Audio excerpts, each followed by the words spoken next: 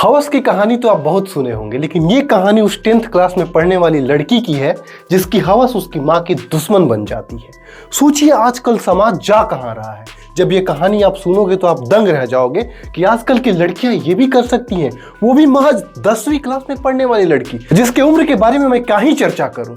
कहानी उत्तर प्रदेश लखनऊ की है। एक लड़की जो एक पड़ोस के लड़के से मोहब्बत करती है, मिलना जुलना होता है, लेकिन एक दिन वो पकड़ी जाती है। जब वो लड़की अपने प्रेमी से मिलने जाती है, आधी रात का समय होता है, रात के 2 बज रहे होते हैं।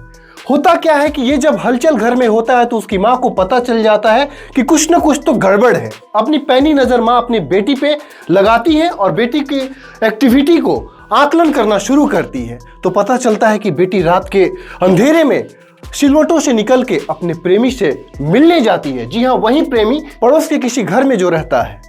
अब बात ये होता है कि जब लड़की पकड़ा जाती है तो उसकी माँ उसको मिलने जुलने से मना करती है, बोलती है कि नहीं, ये सही उम्र नहीं है, ये क्या कर रही है, तो बदतमीजी है, ये तो खिलवाड़ है, तुम्हारा पढ़ने लिखने का उम्र है और इस उम्र में तुम बॉयफ्रेंड के साथ रात में जाओगी, मस्ती करोगी, गुलछर्रे उड़ाओगी।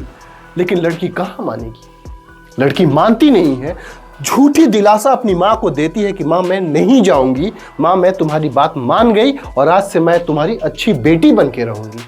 लेकिन महज एक ड्रामा था। ये सारी बातें जो अपनी माँ को बताई, वो माँ के ममता के साथ एक बहुत बड़ा खेल की। उसके अंदर तो हवस और सेक्स का ऐसा आग जला हुआ था जिस आग में अपनी माँ की ममता को भी जला दी। सोचिए कितना मजबूर और कितना बेबस है वो लड़की उस प्रेमी से मिलने के लिए कि अपनी माँ को ही मारने का प्लान करने लग गई। कहानी ऐसा है कि वो दोनों प्रेमी और प्रेमिका रात को मिला करते थे, लेकिन माँ को पता चलने के बाद ये जो कारवां है, ये जो सिलसिला है, वो अब बंद हो जाता है। तब एक प्लान सूझता है। दोनों बॉयफ्रेंड और गर्लफ्रेंड मिलकर मीटिंग करते हैं और एक प्लान सुझाते हैं कि क्यों ना दुनिया से माँ को ही खत्म कर दिया जाए। लड़की इतनी साजिश वाली होती है, बोलती है कि नहीं, माँ को जहर देके मारना बिल्कुल सही नहीं है। लड़की ने अपनी बचाव, अपनी प्रेम, अपने प्रेमिका और अपने शारीरिक सुख के बारे में ज्यादा सोचा, न कि अपनी माँ की ममता के बारे में। अब लड़की डिसीजन लेती है कि नहीं, माँ को मारना नहीं है, दूसरा इख्तियार अपनाते हैं, दूसरा तरीका अपनाते हैं। दूसरा तरीका आप जब सुनोगे ना तो दंग रह जाओगे कि दूसरा तरीका कितना घटिया है, कोई बेटी कितनी घटिया हो सकती है। अपनी माँ को रात को खाने में नींद की दवा देना शुरू करती है। नींद की दवा खाते ही माँ सो जाती है और लड़की अपने हवस और शारीरिक सुख के चक्कर में मिलने रात को घर से निकल जाती है और अपने बॉयफ्रेंड के पास होती है। और जब दवा का असर खत्म होता है, उससे पहले ही लड़की अपने बॉयफ्रेंड के घर से वापस अपने घर आ जाती है। यह सिलसिला महीनों चलता रहा, लेकिन आने वाले समय में दवा का इतना बुरा असर उस लड़की के माँ पे होता है कि उसकी माँ बिल्कुल बीमार पड़ जाती है।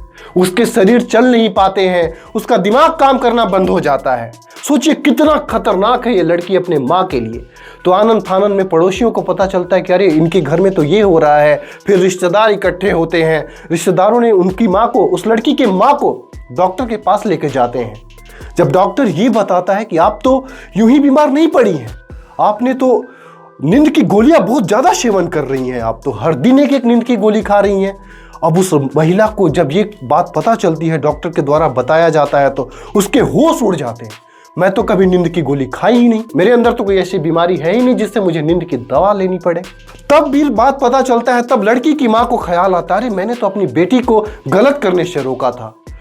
तब वो जाती है, घर पे इंक्वायरी करती है, देखती है, तो पता चलता है कि लड़की के बैग में बहुत सारी नींद की गोलियां पड़ी हुई है, पॉइजन का एक शीशी भी मिलता है। तब लड़की से सवाल होता है कि तुम ये क्या कर दी अपनी माँ के साथ, तुम क्या कर दी मेरे साथ, ये तो मैं मर ही जाती।